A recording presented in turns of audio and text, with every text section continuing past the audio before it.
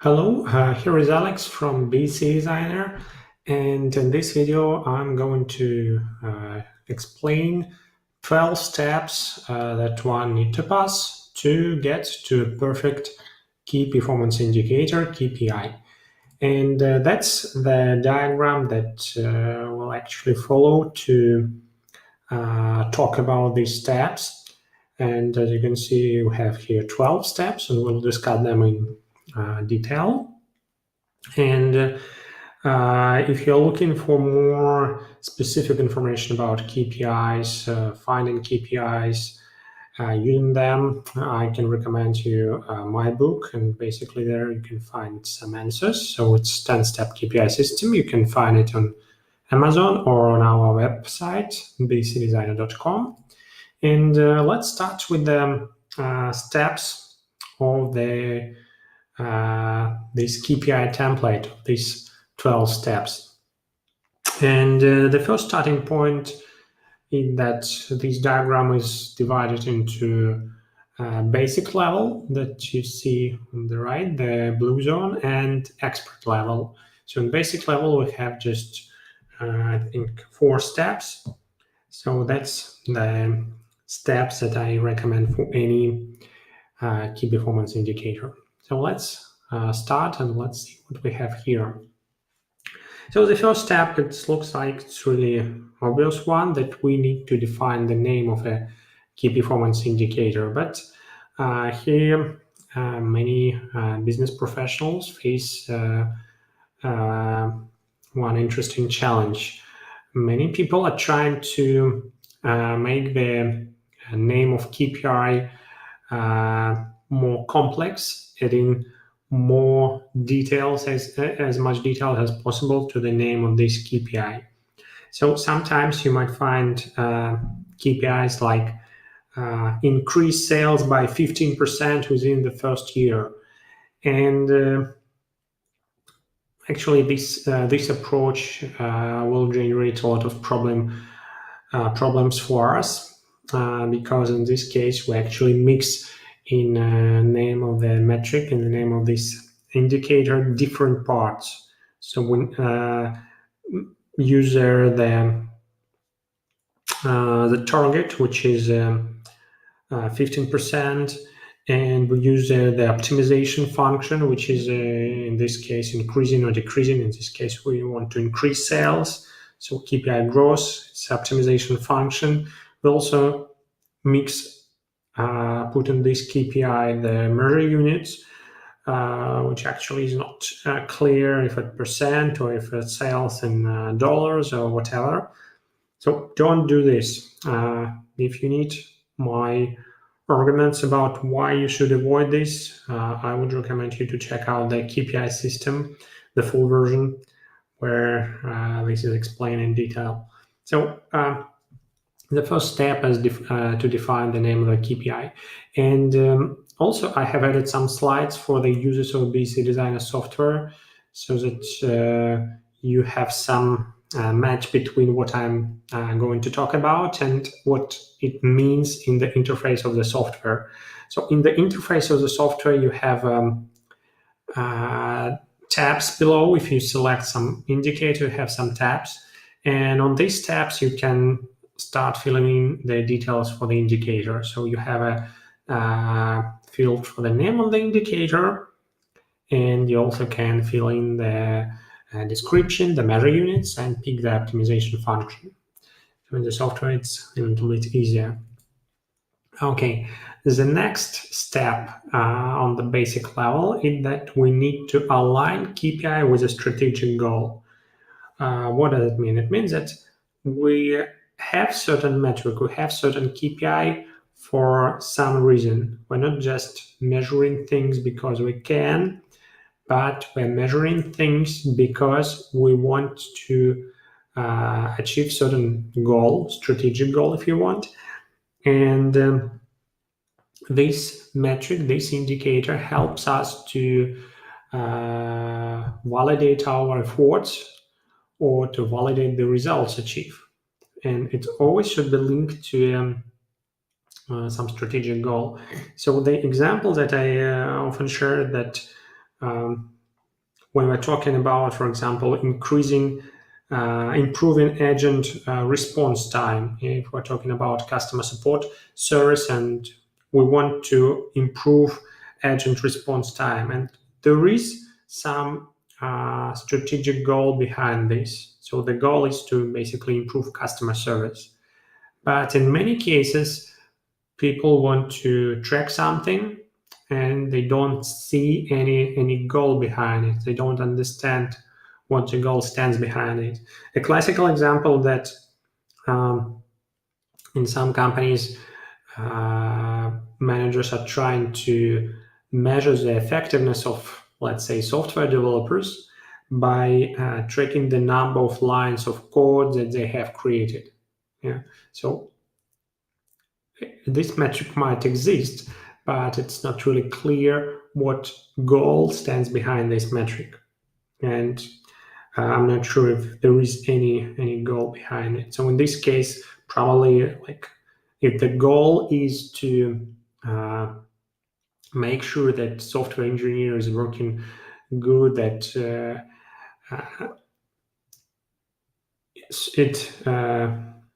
that certain level of effectiveness is achieved, probably we should look at something else. Probably we should look at, for example, the percent of returning problems that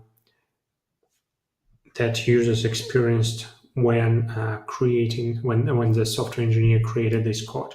So having some goal behind the indicator is must. And what about the software, the BC designer?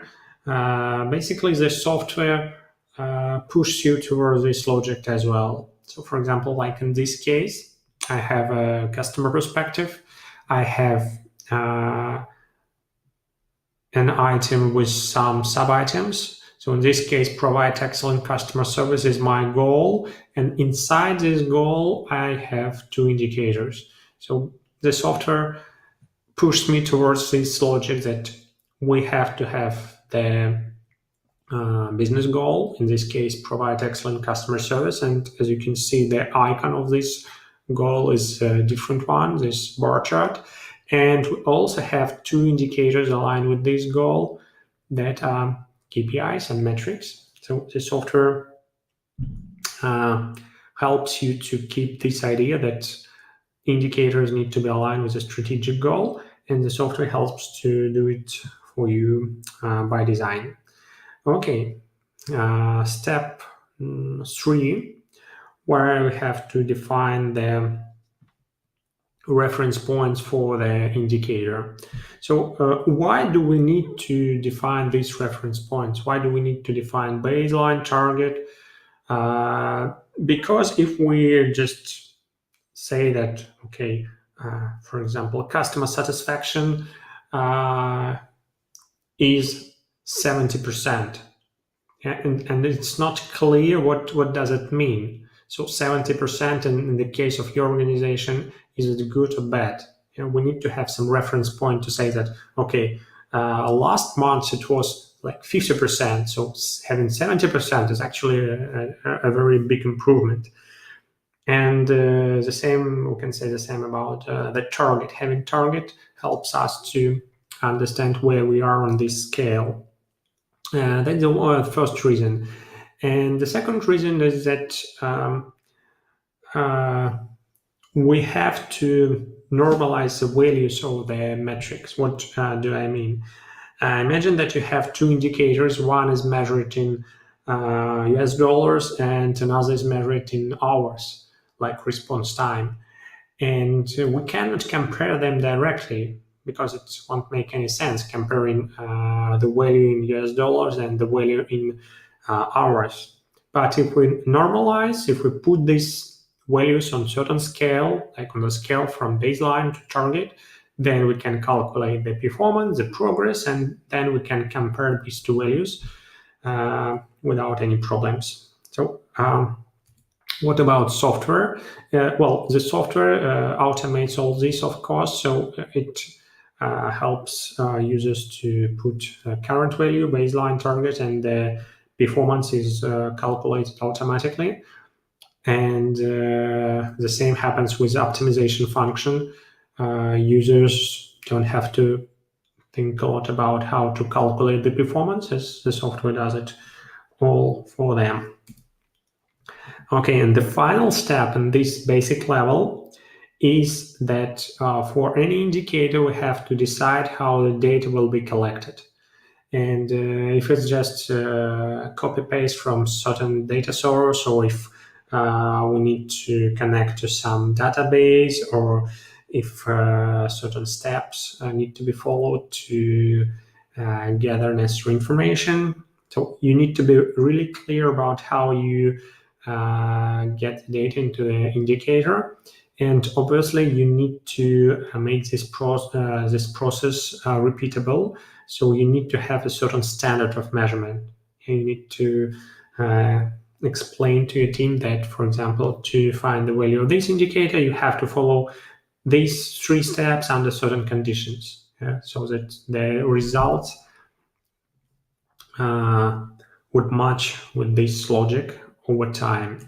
Again, in the software, in BC Designer, you have various options about data entry. The manual option, of course, you can then you reuse the data that you had in a different scorecard. Then you can import your data from some spreadsheet software, from external database. And if you're looking for a 100% automation, then of course, using RESTful API is the best option. Okay, so we finished with the basic level. And what about expert level? Do all business professionals have to go to this level? Well, probably not, especially if you don't have enough political power to support your efforts, if you don't have enough resources to do the indicators in the right way. But let's discuss what we have here, and let's see if you have some time to work with this. It will obviously improve your approach to the key performance indicators. So the step number 5 is about having a leading and lagging indicators. We're talking a lot about this, and that's the best thing you can do to improve your current scorecard system. Because normally, if you follow the step number 2, you have some strategic goal, and normally you have at least one indicator aligned with this goal. So you need to decide, you need to understand if the indicator that you're measuring is actually the indicator of the result, or if it is an indicator of related to the success factors. For example, if we have goal improve customer service, then net promoter score, the percent of people who will recommend this product, this service, is obviously a lagging indicator. So it tells us that how well we did our job, but it doesn't actually explain, doesn't actually help our team to improve customer service. Yeah, we have some feedback, we have some information, but it won't help us to execute the improvement. And what in this case will help us? For example, we can track and improve the time to respond to customer queries, or we can track the percent of returning problems, the percent of questions that were resolved within the first contact. So in this case, these metrics, these leading metrics, will help us to track and goal execution more effectively. So my recommendation is to have at least one leading and at least one lagging indicator. So the first step is to understand what kind of indicators you have right now, and then add the missing part. If you have lagging indicator, most likely you have lagging indicator, add some leading indicator to make sure that you're looking at both sides of the problem, not just measuring the results, but also trying to understand the inputs, the success factors. In software, in BC Designer, on a context tab, you have a drop list, which is called indicator type. So you can pick there the type of the indicators that you are dealing with right now. And depending on this, the software will be able to calculate your leading progress, leading performance, and as well your login progress, login performance. So again, in the software, everything is easier. Okay, the next step, defining the weight of the indicator. It's not really necessary, yeah, but for bigger scorecards, when you have many perspectives, when you have many goals and you have many indicators aligned with these goals, you might want to express your priorities. You might want to express a simple idea that not all indicators are equal. Some indicators are more important in the context of this goal. Some indicators are less important. For example, improving customer service, the two indicators that I have mentioned before, response time and first call resolution rate.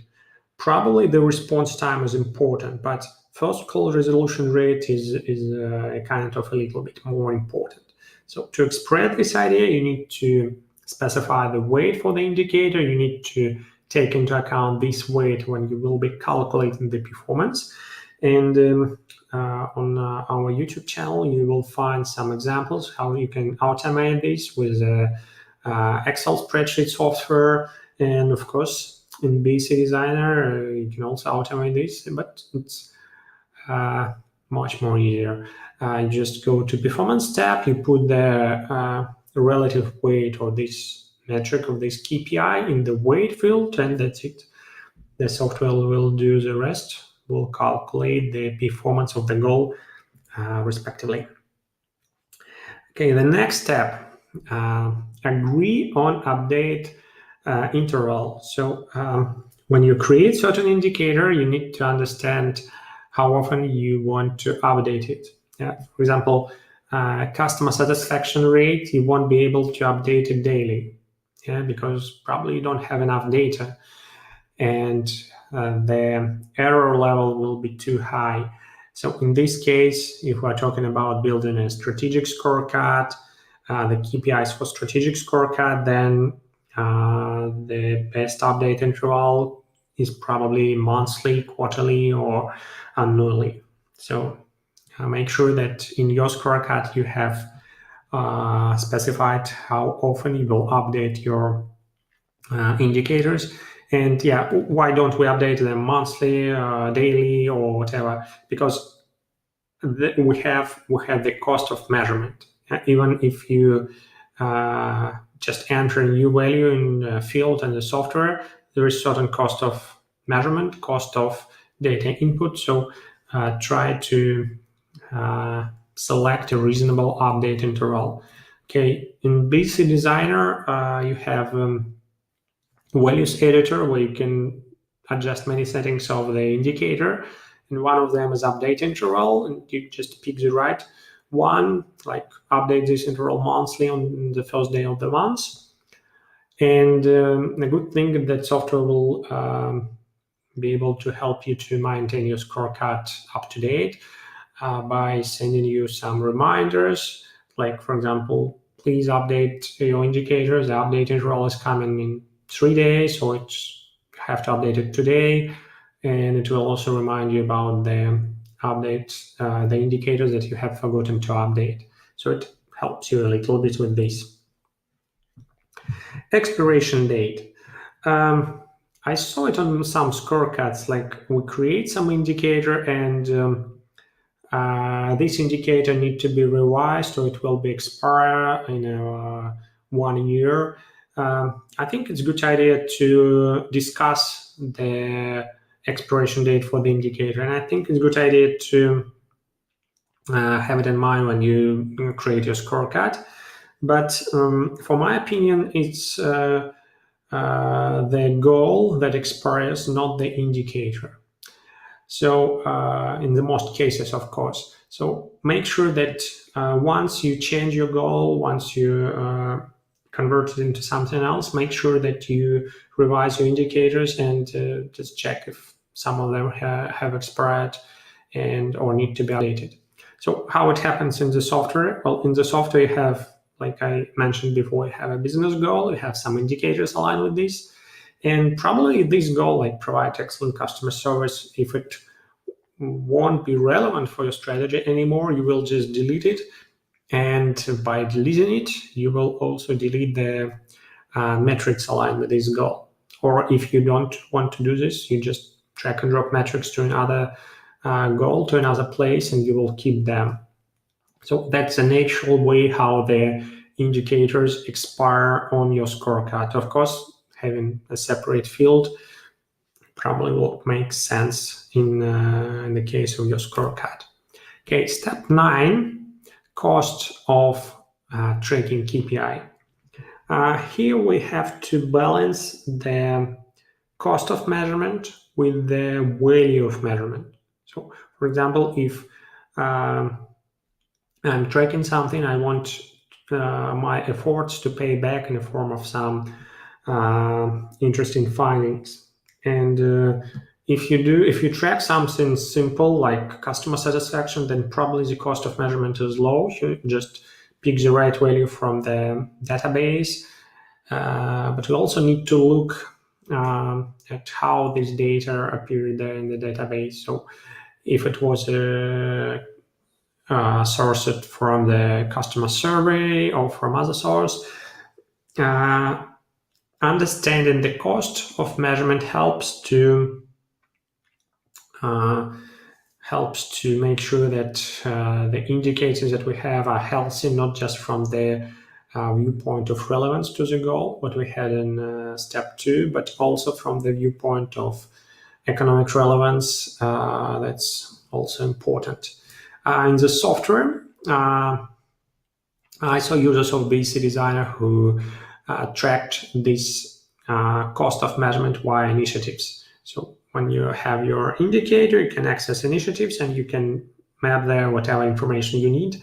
Probably you can map there this cost of KPI tracking, have budget field for this. Again, it depends on what you're tracking. It's always a good idea to know the actual cost, the total cost of tracking something. Step 10.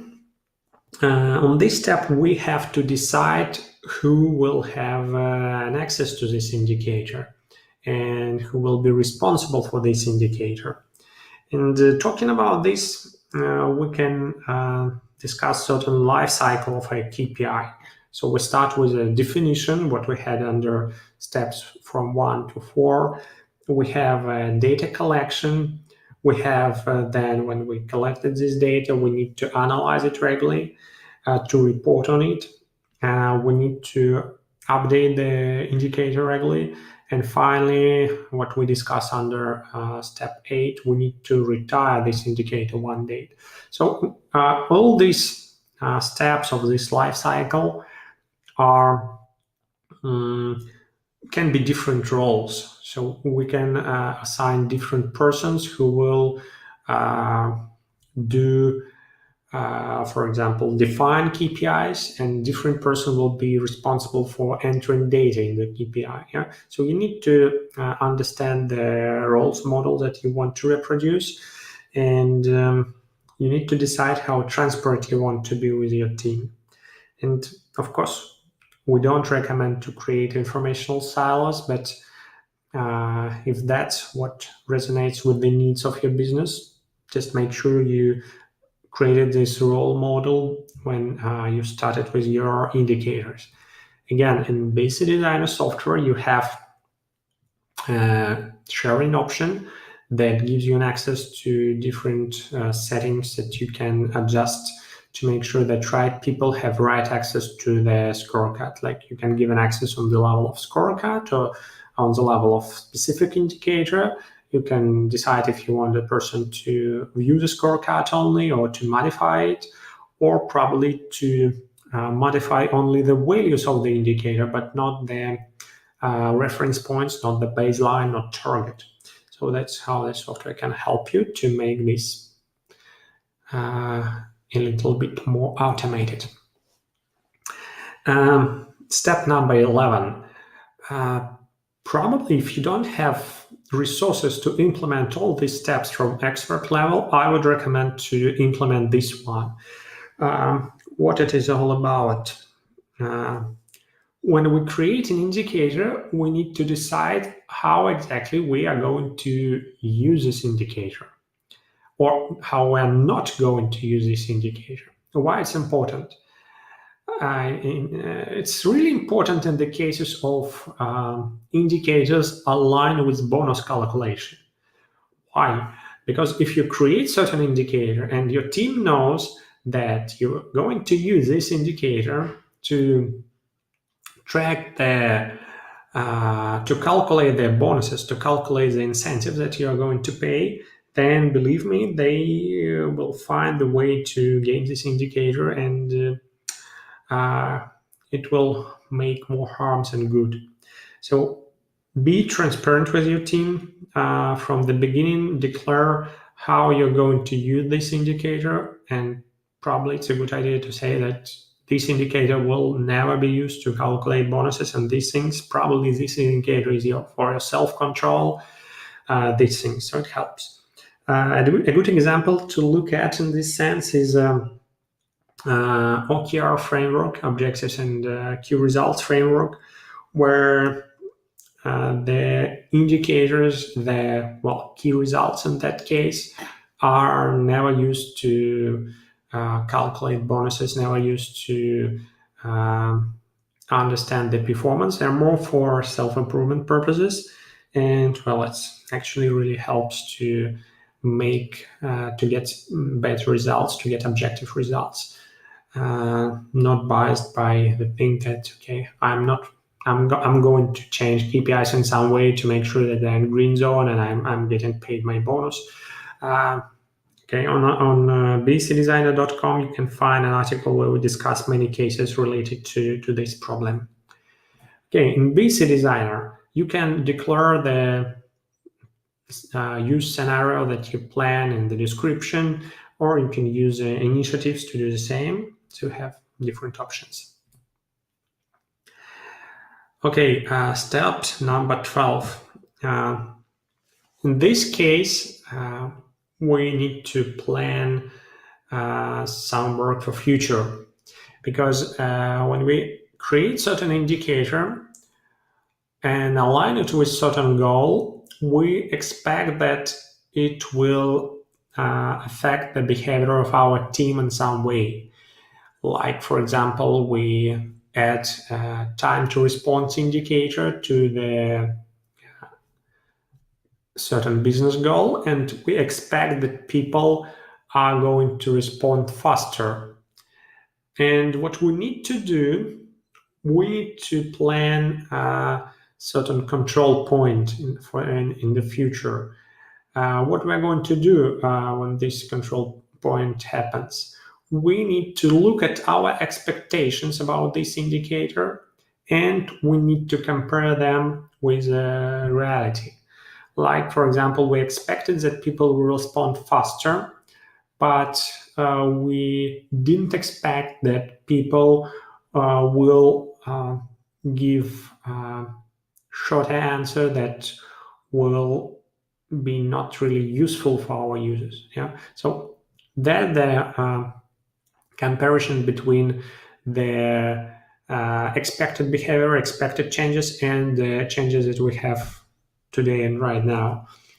It's important to plan this formally, and once you face the situation, you just compare and you analyze, and probably you will need to add another metric, like in the case of customer support, probably you will need to add first call resolution rate to make sure that you're not just responding faster, but you also keep a high quality of the responses, for example. So do it, plan this check for your future. In BC Designer, again, use initiatives and just add a new initiative saying that, we'll compare expected behavior versus reality, and that's what we expect today in 2000 something, and that's what we have got 1 year back, 1 year after this. So we have passed these 12 steps. I want to say thank you for your attention. You will find the 12 steps to a perfect KPI article on our website. You will find it together with this KPI template, these 12 steps. And if you have some questions, feel free to get in touch with the BC Designer team if you have some questions about software. And if you want to get in touch with me, you can find me on LinkedIn. And I'll be happy to discuss your challenges and to help you if you have some problems that you want to discuss. Thank you for your attention and goodbye.